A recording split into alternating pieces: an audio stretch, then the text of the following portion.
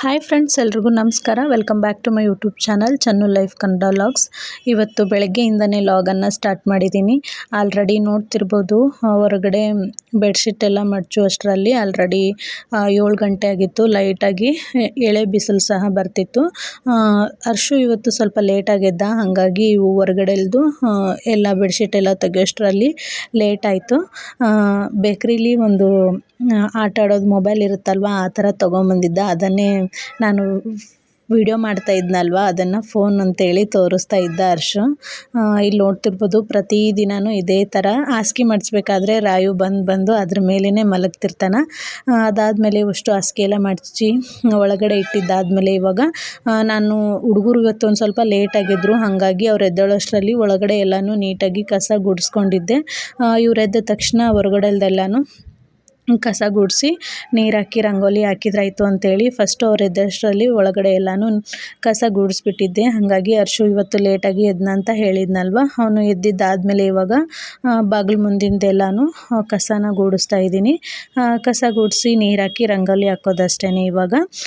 ಇವತ್ತು ನಾನೇನು ಅಡುಗೆ ಕೆಲಸ ಏನೂ ಮಾಡಲಿಲ್ಲ, ಅಕ್ಕ ಮಾಡ್ತಿದ್ರು.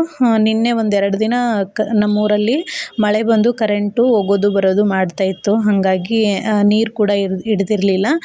ಇವತ್ತು ಬೆಳಗ್ಗೆ ಬೇಗ ಎದ್ದು ನೀರು ಎಲ್ಲ ಬ್ಯಾರ್ಲೆಲ್ಲನೂ ತೊಳೆದು, ಆಮೇಲೆ ಒಳಗಡೆ ಕುಡಿಯೋ ನೀರಿಗೂ ಎಲ್ಲ ಗುಂಡ್ಗೀಟ್ ಹಾಕಿ ಎಲ್ಲನೂ ತೊಳೆದು ನೀರಿನ ಕೆಲಸ ಎಲ್ಲನೂ ಮುಗಿಸಿದ್ದೆ ಆಲ್ರೆಡಿ. ಇಲ್ಲಾಂದರೆ ನೀರು ಹಿಡಿಬೇಕಾದ್ರೂ ಮಧ್ಯೆ ಬರೋದು, ಪೈಪ್ ಹಿಡಿಯೋದು ಮಾಡ್ತಿರ್ತಾರೆ ಹುಡುಗರು. ಹಾಗಾಗಿ ಅವ್ರು ಎದ್ದೇಳೋಷ್ಟರಲ್ಲಿ ನೀರು ಹಿಡ್ಕೊಂಡ್ಬಿಟ್ರಾಯ್ತು ಅಂತೇಳಿ ನೀರು ಹಿಡ್ಕೊಂಡು ಇವಾಗ ಹೊರಗಡೆ ಕೆಲಸನ ಮಾಡ್ತಾಯಿದ್ದೀನಿ. ಒಂದು ಬಾಕ್ಸಲ್ಲಿ ಫುಲ್ ರಂಗೋಲಿನ ಹಾಕಿಟ್ಟಿದ್ದೆ. ಅದು ಆದಮೇಲೆ ಎಕ್ಸ್ಟ್ರಾ ಉಳಿದಿರೋದನ್ನು ಈ ಕವರಲ್ಲಿ ಹಾಕಿಟ್ಟಿದ್ದೀನಿ. ನಮ್ಮ ಮನೆ ಮುಂದೆ ಜಾಸ್ತಿ ಪ್ಲೇಸ್ ಇಲ್ಲ, ಹಾಗಾಗಿ ಸ್ವಲ್ಪ ಚಿಕ್ಕ ಚಿಕ್ಕ ರಂಗೋಲಿ ಅಷ್ಟೇ ಹಾಕಿರ್ತೀನಿ. ಹಾಕಿದ್ರೂ ಹುಡುಗರು ಒಂದು 10 ನಿಮಿಷನೂ ಬಿಡೋಂಗಿಲ್ಲ.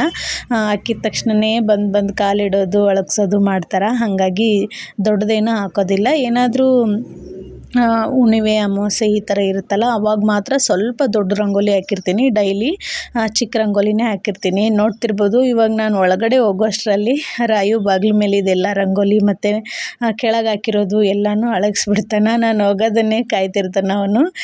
ನೋಡಲ್ಲಿ ಮಗ್ಗಲ್ಲಿ ಆಲ್ರೆಡಿ ನೀರು ತೊಗೊಂಬಂದಿದ್ದಾನೆ. ಏನೂ ಮಾಡೋಕ್ಕಾಗೋದಿಲ್ಲ, ಹುಡುಗರಿದ್ದ ಮನೆಯಲ್ಲಿ ಹಾಗೇ. ಮತ್ತು ನಾನು ಸ್ನಾನ ಮಾಡಿ ಫ್ರೆಶ್ ಅಪ್ ಎಲ್ಲ ಆದಮೇಲೆ ಆಲ್ರೆಡಿ ರಂಗೋಲಿ ಎಲ್ಲ ಅಳಗಿಸ್ಬಿಟ್ಟಿದ್ದ ರಾಯು. ಹಾಗಾಗಿ ಹರ್ಷು ಇನ್ನೊಂದು ಸರಿ ಹಾಕು ಮಮ್ಮಿ ಅಂತೇಳಿ ಕಾಡಿಸ್ತಿದ್ದ. ಹಾಗಾಗಿ ಮತ್ತೆ ಬೇರೆ ಥರ ರಂಗೋಲಿ ಹಾಕಿದ್ದೀನಿ, ನೋಡ್ತಿರ್ಬೋದು. ಮತ್ತು ಫ್ರೆಶ್ ಅಪ್ ಎಲ್ಲ ಆದಮೇಲೆ ಅಡುಗೆ ಕೆಲಸ ಎಲ್ಲನೂ ಇವತ್ತು ಅಕ್ಕ ಮಾಡಿದ್ರು ಅಂತ ಹೇಳಿದ್ನಲ್ವ, ಬಾಕ್ಸಲ್ಲಿ ಉಪ್ಪಿನಕಾಯಿ ಖಾಲಿಯಾಗಿತ್ತು, ಅದನ್ನು ತಗೊಂಡೆ. ಅದಾದಮೇಲೆ ಇವತ್ತು ಸಂತೆಯಲ್ಲಿ ಒಂದು 40 ರೂಪಾಯಿ ಕೊಟ್ಟು ಒಂದು ಪಾವು ಆಗೋಷ್ಟು ಗುರೆಳ್ಳು ತೊಗೊಂಬಂದಿದ್ದೆ. ಅದನ್ನೆಲ್ಲನೂ ನೀಟಾಗಿ ಕ್ಲೀನ್ ಮಾಡಿಕೊಂಡು ಅದ್ರ ಪುಡಿನೂ ಮಾಡಿಟ್ಟಿದ್ದೀನಿ. ಮುಂಚೆ ಇತ್ತು ನಮ್ಮ ಮನೆಯಲ್ಲಿ ಗುರೆಳ್ಳು, ಲಾಸ್ಟ್ ಟೈಮ್ ಹಾಕಿದ್ರು, ಬಟ್ ಅದು ಕೊಯ್ಯೋಕ್ಕಾಗಲಿಲ್ಲ, ಹಂಗಾಗಿ ಹಂಗೆ ಹೋಗ್ಬಿಡ್ತು. ಹಾಗಾಗಿ ಒಂದು 2 ಪಾವು ತೊಗೊಂಬರೋಣ ಅಂತೇಳಿ ಹೋಗಿದ್ದೆ. ಒಂದೇ ಪಾವು ತೊಗೊಂಬಂದೆ. 40 ರೂಪಾಯಿ ಅಂತ ಹೇಳಿದ್ರು ಅವರು. ತೊಗೊಂಬಂದು ಪುಡಿ ಎಲ್ಲ ಹಾಕಿದ್ದಾದಮೇಲೆ ನಾನು ಫ್ರೆಶ್ ಅಪ್ ಆಗಿ ಬಟ್ಟೆ ತೊಳೆದು ಹಾಕ್ಬಿಟ್ಟೆ. ಅಂದರೆ ನಾನು ಸ್ನಾನ ಮಾಡಿಸಿದ್ದೆ ಆಲ್ರೆಡಿ ಹುಡುಗರಿಗೆ. ಅವ್ರೊಂದು ಸ್ವಲ್ಪ ಮಲ್ಕೊಂಡಿದ್ರು, ಹಾಗಾಗಿ ಮಲ್ಕೊಂಡು ಹೇಳುವಷ್ಟರಲ್ಲಿ ಬಟ್ಟೆನ ತೊಳೆದು ಹಾಕ್ಬಿಟ್ರಾಯ್ತು ಅಂತೇಳಿ ತೊಳೆದು ಹಾಕ್ತಾಯಿದ್ದೀನಿ. ನಮ್ಮ ಮನೆಯಲ್ಲಿ ಜಾಸ್ತಿ ಅಂದರೆ ಹುಡುಗರ ಬಟ್ಟೆನೇ ಆಗ್ಬಿಡ್ತಾವೆ, ಹಾಗಾಗಿ ಒಂದಿನವೂ ಬಿಡೋಂಗಿಲ್ಲ. ಒಂದಿನ ಬಿಟ್ರೂ ಒಗಿಬೋದು, ಬಟ್ ಒಣಗಾಕೋಕ್ಕೆ ಪ್ಲೇಸ್ ಇಲ್ಲ. ನೋಡ್ತಿರ್ಬೋದು, ಇಲ್ಲಿ ಕಾಣಿಸ್ತಿದೆಯಲ್ವ, ಇಷ್ಟು ಮಾತ್ರ ಪ್ಲೇಸ್ ಇರೋದು. ಹಾಗಾಗಿ ಒಣಗಾಕೋದಕ್ಕೆ ಪ್ರಾಬ್ಲಮ್ಮು. ಹಾಗಾಗಿ ಎಷ್ಟಿರುತ್ತೋ ಅಷ್ಟನ್ನು ಡೈಲಿ ವಾಶ್ ಮಾಡಾಕ್ಬಿಟ್ರೆ ಕರೆಕ್ಟಾಗಿ ಪ್ಲೇಸ್ ಆಗುತ್ತೆ ಅನ್ನೋದಕ್ಕೋಸ್ಕರ ಮುಂಚೆ 1-2 ದಿನಕ್ಕೊಮ್ಮೆ ಈ ಥರ ಒಗಿತಿದ್ದೆ, ಬಟ್ ಇವಾಗ ಕರೆಕ್ಟ್ ಡೇ ಬೈ ಡೇನೇ ಒಗೆದ್ಬಿಡ್ತೀನಿ. ನೋಡಿ, ಹೊರಗಡೆ ಬಟ್ಟೆ ಒಣ ಹಾಕಿ ಬರೋಷ್ಟರಲ್ಲಿ ನಾನು ಆಲ್ರೆಡಿ ಪೂಜೆನೂ ಮಾಡಿದ್ದೆ. ದೀಪ ಮಾತ್ರ ಮೇಲ್ಗಡೆ ಇಟ್ಟಿರ್ತೀನಿ. ರಾಯು ಯಾವಾಗಲೂ ಬರೋದು ಜಗಲಿ ಹತ್ರನೇ ನಿಂತ್ಬಿಡ್ತಾನೆ, ಹಾಗಾಗಿ ಮತ್ತು ದೀಪಕ್ಕೆ ಏನಾದರೂ ಕೈಗೆ ಇಡ್ತಾನೆ ಅನ್ನೋದಕ್ಕೋಸ್ಕರ ಮೇಲಿಟ್ಟಿದ್ದೀನಿ. ಆದರೂ ನೋಡ್ತಿರ್ಬೋದು, ಎಲ್ಲ ಅಲ್ಲಿ ಗ್ಲಾಸಲ್ಲಿ ಸ್ವಲ್ಪ ಎಣ್ಣೆ ಇಟ್ಟಿದ್ದೆ, ಅದನ್ನು ತೊಗೊಂಡು ಎಲ್ಲ ಸುರಿದ್ಬಿಟ್ಟಿದ್ದಾನೆ. ನೋಡ್ತಿರ್ಬೋದು, ಇಲ್ಲಿ ಯಾಕೋ ತುಂಬ ಲೇಟ್ ಆಯಿತು, ಹೊರಗಡೆ ಬರ್ತಿಲ್ಲಲ್ಲ ಅಂತೇಳಿ ನಾನು ಒಳಗೆ ಹೋಗಿ ನೋಡಿದ್ರೆ ಈ ಥರ ಅವಾಂತರ ಮಾಡ್ತಿದ್ದಾನೆ. ನೋಡ್ತಿರ್ಬೋದು, ಹರ್ಷು ಮತ್ತು ಗಗನ್ ಇಬ್ಬರು ಮಲ್ಕೊಂಡಿದ್ರು, ಇವನು ಸೈಲೆಂಟಾಗಿದ್ದ. ಹಾಗಾಗಿ ನೋಡ್ತೀನಿ ಈ ಥರ ಕೆಲಸ ಮಾಡ್ತಾಯಿದ್ದಾನೆ. ಅದಾದಮೇಲೆ ನನಗೆ ಮತ್ತೆ ಲಾಗನ್ನು ಕಂಟಿನ್ಯೂ ಮಾಡೋಕ್ಕಾಗಲಿಲ್ಲ. ಶಾಪಿಗೆ ಹೋಗಿ ಮತ್ತು ಸಾಯಂಕಾಲ ಟೈಮಲ್ಲಿ ನಾನು ಲಾಗನ್ನು ಮಾಡ್ತಾಯಿದ್ದೀನಿ. ಇವತ್ತು ಸ್ವಲ್ಪ ಬೇಗನೆ ಬಂದ್ವಿ ಮನೆಗೆ. ಒಂದು 6 ಗಂಟೆ 6:15 ಟೈಮು ಬಂದು, ಅಕ್ಕ ಇವತ್ತು ಚಿಕನ್ ಸಾಂಬಾರು ಮಾಡಿಬಿಡೋಣ ಜೊತೆಗೆ ರೊಟ್ಟಿ ರೈಸ್ ಮಾಡಿಬಿಡೋಣ ಅಂತ ಹೇಳಿದರು.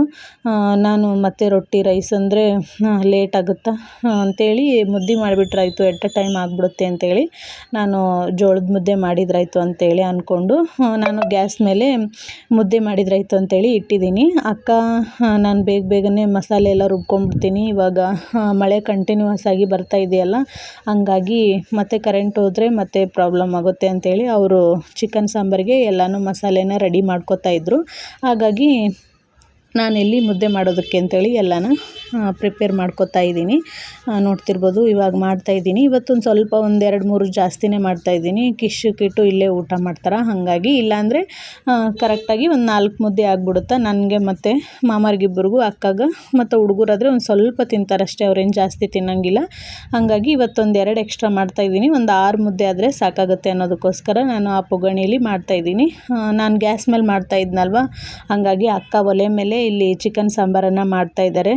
ಟೇಸ್ಟ್ ಅಂತೂ ತುಂಬ ಚೆನ್ನಾಗಾಗಿತ್ತು. ಆಲ್ಮೋಸ್ಟ್ ಅಕ್ಕ ನಾನ್ ವೆಜ್ ಆದರೆ ತುಂಬ ಚೆನ್ನಾಗಿ ಮಾಡ್ತಾರೆ, ವೆಜ್ ಆದರೆ ನಾನು ಮಾಡ್ತೀನಿ. ಏನಾದರೂ ಪಲ್ಯ ಬೇಳೆ ಸಾಂಬಾರು ಈ ಥರ ಆದರೆ ನಾನು ಮಾಡ್ತೀನಿ.